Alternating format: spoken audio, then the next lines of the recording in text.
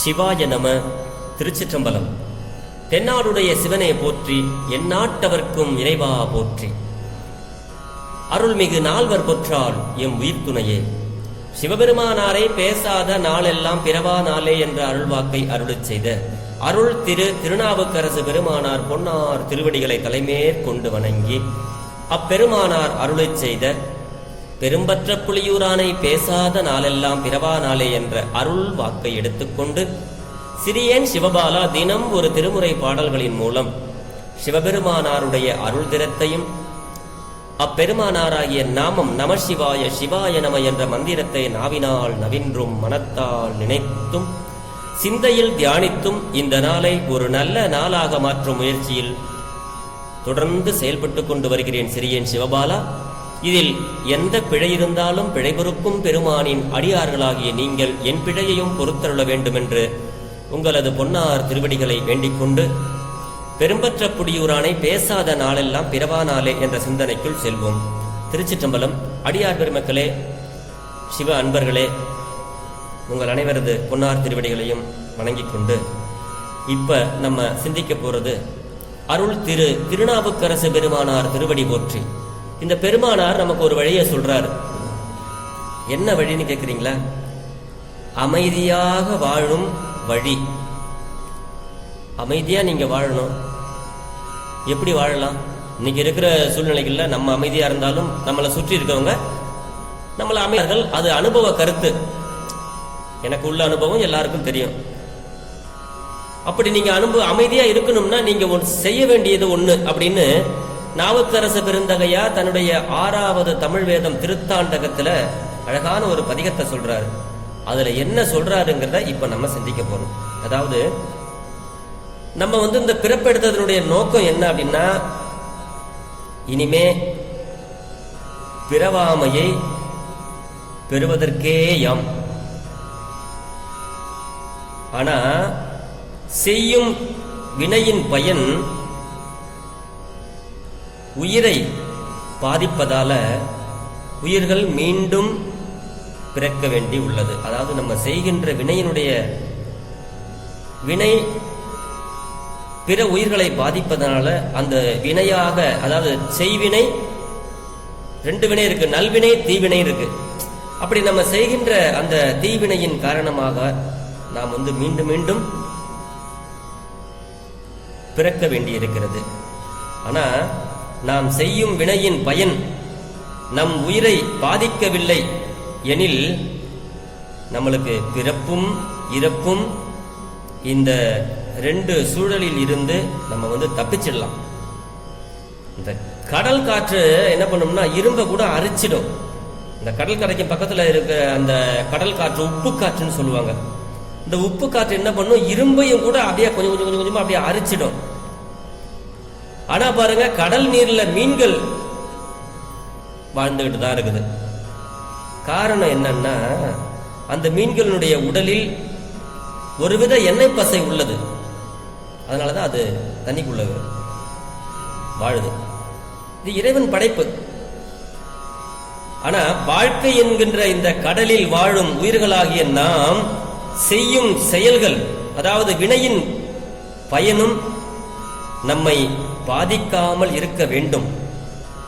இதற்கு வழிதான் சொல்றாரு நம்ம நாவுக்கரசு பெருந்தகையார். இதற்கு ஒரே வழி பக்தி நெறி அல்லது இறை உணர்வுதான் அப்படிங்கிறாரு. மீண்டும் பிறக்காமல் இருக்கிறதுக்கும் நம்ம அமைதியா வாழ்றதுக்கும் பிறருக்கு நம்ம தீமை செய்யாமல் இருக்கிறதுக்கும் ஒரே வழி என்னன்னா பக்தி நெறியும் இறை உணர்வும் தான்.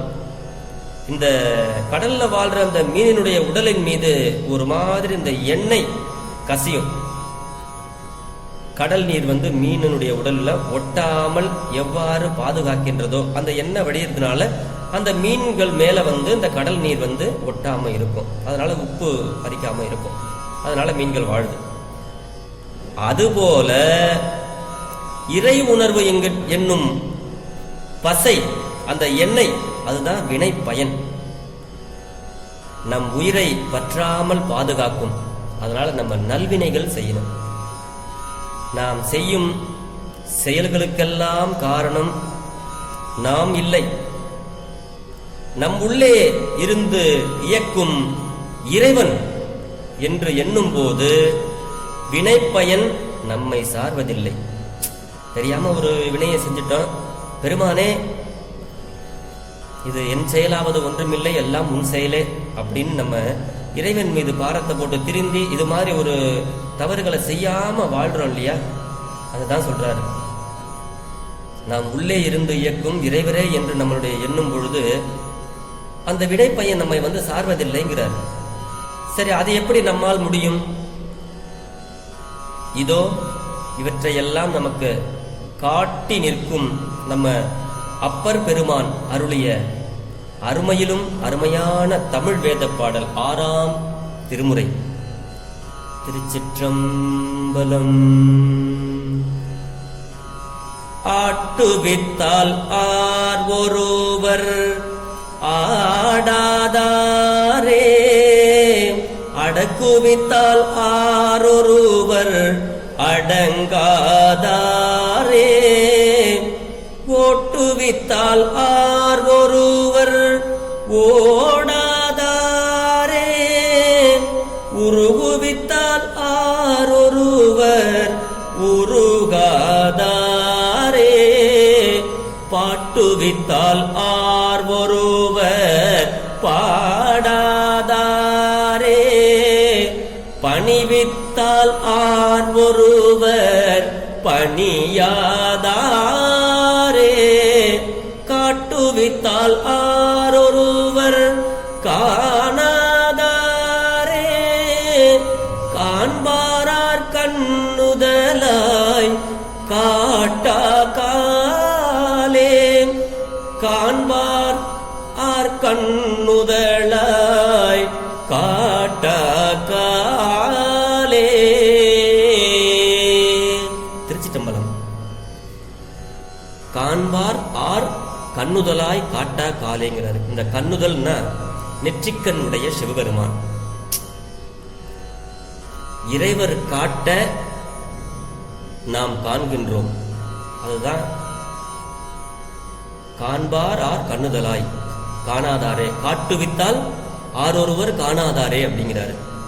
இறைவர் உண்பிக்க நாம் உண்ணுகின்றோம் என்று வாழ வேண்டும். சிவபெருமான் நம்மை ஆட்டி வைக்கிறார், நம்மளை இசைவிக்க செய்கிறார், நாம் இசைகிறோம்.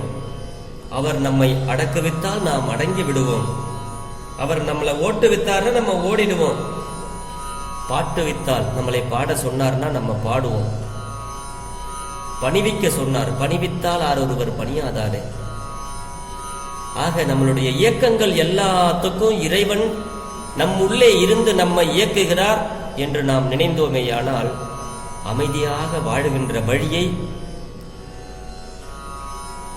நமக்கு சிவபெருமான் தருவார். 9வது தமிழ் வேதத்துல நுகருமா நுகரே அப்படின்னு சொல்லுவார்.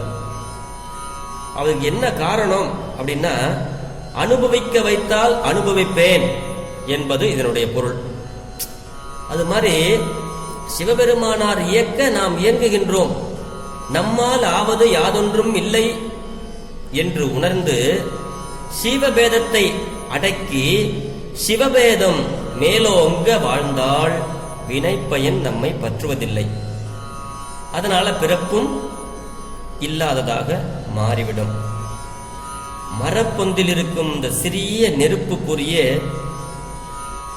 பொரிய ஆயினும் அந்த மரத்தை முழுவதுமாக வேருடன் அழித்துவிடும்.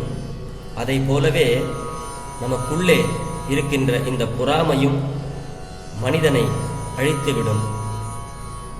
நாம் உயர்வடைவோம். அப்படி உயர்வடைய வேண்டுமானால் நம்முடைய சிந்தனையில் இருந்து முற்றிலுமாக தோல்வி மனப்பான்மையை தவிர்த்து விட வேண்டும். நம்மால முடியாது அப்படின்னு நினைக்க கூடாது.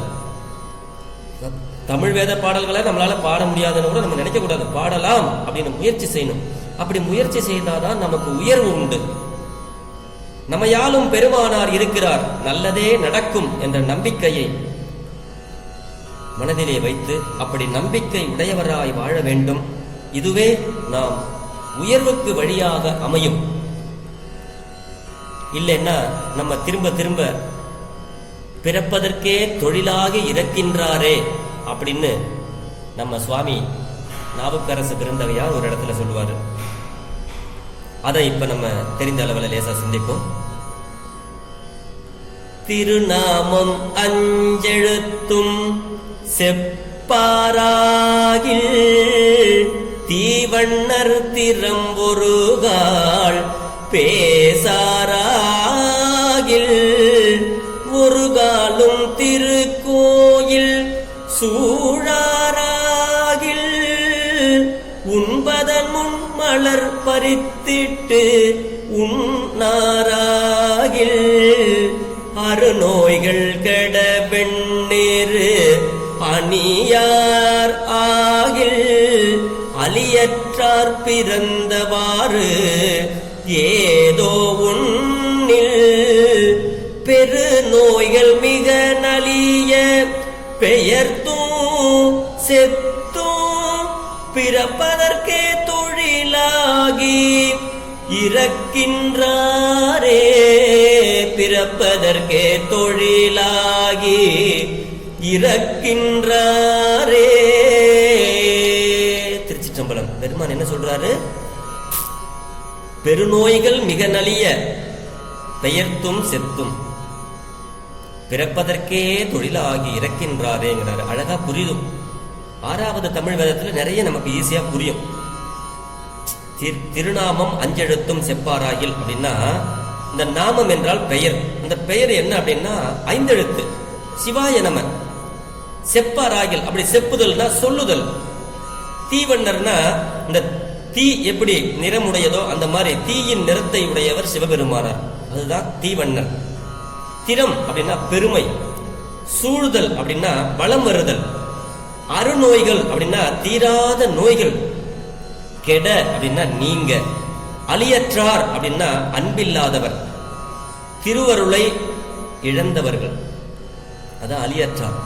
நலிதல் அப்படின்னா துன்பப்படுதல். அதாவது திருநாமம் அஞ்செழுத்தும் செப்பாராகில், சிவபெருமானாருடைய நாமம் 5 எழுத்தை சிவாய நம நமச்சிவாய அப்படின்னு சொல்லாதவங்க திரும்ப திரும்ப பிறந்து இறந்தும் வருகிறார்கள். தீவண்ணர் திறம்பொருகால் பேசாராகில், இந்த தீயினுடைய நிறத்தை போன்ற சிவபெருமான் அவருடைய புகழை பேசாதவர்கள். பேசாத நாளெல்லாம் பிறவா நாளேன்னு சொல்றாங்க இல்லையா சுவாமி? அப்படி பேசாதவர்கள் பிறப்பதற்கே தொழிலாகி இறக்கின்றார்கள். ஒரு காலும் திருக்கோயில் சூழாராகில், அதாவது கால்களால் பயன் என் கரை கண்டன் உரை கோயில் அப்படிம்பாரு நாவுக்கரசு பெருந்தகையார். ஒரு நாளைக்கு ஒரு தடவையாவது இந்த கோயிலை சுத்தி வாங்கப்பா, அப்படி நீங்க வரலன்னா உங்களுக்கு திரும்ப திரும்ப திரும்ப பிறப்பதற்கே தொழிலாகி இறக்கின்றார். உண்பதன் முன் மலர் பறித்திட்டு உண்ணாராகில், நீங்க சாப்பிட்றதுக்கு முன்னாடி இந்த சாப்பாட்டை கொடுத்தவருக்கும் நம்ம நன்றாக படைத்த இந்த சிவபெருமானுக்கு ஒரே ஒரு பூவு அப்படி எடுத்துக்கிட்டு போய் போட்டுட்டு பெருமானேன்னு நமச்சிவாயா அப்படின்னு சொல்லிட்டு நம்ம சாப்பிடணும். அப்படி சாப்பிடாதவங்க பிறப்பதற்கே தொழிலாகி இறக்கின்றார்கள். அருநோய்கள் கெட வெந்நீர் அணியாராகில், திருநீர், இந்த வெந்நீர் அப்படின்னா திருநீர். அருநோய்கள் அப்படின்னா தீராத நோய். தீரா நோய் வந்துச்சு, கூன்பாண்டியனுக்கு திருநீரை போட்டாரு, மந்திரமாவது நீர்னு திருமுறை பாடலை பாடினாரு, அந்த நோய் போயிடுச்சு. அப்படி எவ்வளவு பெரிய கொடிய நோயாக இருந்தாலும், அருநோய்களாக இருந்தாலும் அது கெட அப்படின்னா நம்மளை விட்டு நீங்க வேண்டுமானால் திருநீர் விடணும், அணிய வேண்டும். அப்படி திருநீர் அணியாராகில் பிறப்பதற்கே தொழிலாகி இறக்கின்றாரேங்கிறாரு. திருநீர் அணியாதாரை கண்டார் அம்மனாம் அஞ்சு மாடேம்பர் மாணிக்க வாசகர். இப்படிலாம் இருக்கிறார். அலியற்றார் பிறந்தவாறு ஏதோ ஒன்னில். அலியற்றார் அப்படின்னா அன்பில்லாதவர்கள். பிறந்தவாறு ஏதோ ஒன்னில் அப்படிங்கிறாரு. பெருநோய்கள் அப்படின்னா ரொம்ப நம்ம உடம்புக்கு வர்றது. பெருநோய்கள் நம்ம உடம்புக்கு வர்றது. அப்படி வந்து பெருநோய்னா இந்த பிறப்பு தான் இந்த பெருநோய் அப்படின்னு கூட சொல்லலாம். அப்படி மிக நலிய பெயர்த்தும் செத்தும் பிறந்தும் அப்படி பிறப்பதற்கே தொழிலாகி இறக்கின்றாரேங்கிறாரு. சுருக்கம் என்ன அப்படின்னா, இறைவருடைய திருநாமமாகிய 5 எழுத்தினை ஒரு நாளைக்கு ஒரு தடையாவது சொல்லிவிட வேண்டும். பேசாத நாளெல்லாம் பிறவா நாளே. இறைவனுடைய பெருமையை ஒரு நாளைக்கு ஒரு முறையாவது பேசாமல் தம்முடைய பெருமைகளையே பேசுபவர்கள். தீவண்ணர் திறம்பொருகால் பேசாராயில், தற்பெருமை பேசுபவர்கள். பேசுங்க, ஆனா சிவபெருமானனுடைய நாமத்தை சொல்லுங்க அப்படிங்கிறாரு. ஒரு நாளைக்கு ஒரு முறையாவது சிவாலயத்தை வலம் வராதவர்கள், நமக்கு பாதி பேத்துக்கு அது கிடைக்கும், மீதி பேத்துக்கு அது கிடைக்காது. எனக்கே சில காலங்கள் கிடைக்கிறது இல்லை. சிவ ஆனா முயற்சி செய்வோம். சிவபெருமானை ஒரு நாளைக்கு ஒரு தடவையாவது நம்ம சுத்துறதுக்கு கால்கள் அதுக்கு தான் சிவபெருமான் படைச்சிருக்காருன்னு சொல்லுவாரு. அப்படி சாப்பிடுவதற்கு முன்பு இறைவருக்கு மலர் சாத்தி வழிபடாதவர்கள் அப்படிங்கிறாரு. திருவெண்ணீர் நெற்றி நிறைய பூசாதவர்கள் ஆகிய இத்தகையவர்கள் பிறப்பதற்கே தொழிலாகி இறப்பார்கள். இந்த 5 செய்தால் நோய்களும் வராது, பிறப்பும் இல்லாமல் ஒழியும் என்று நாம் உணர்தல் வேண்டும்.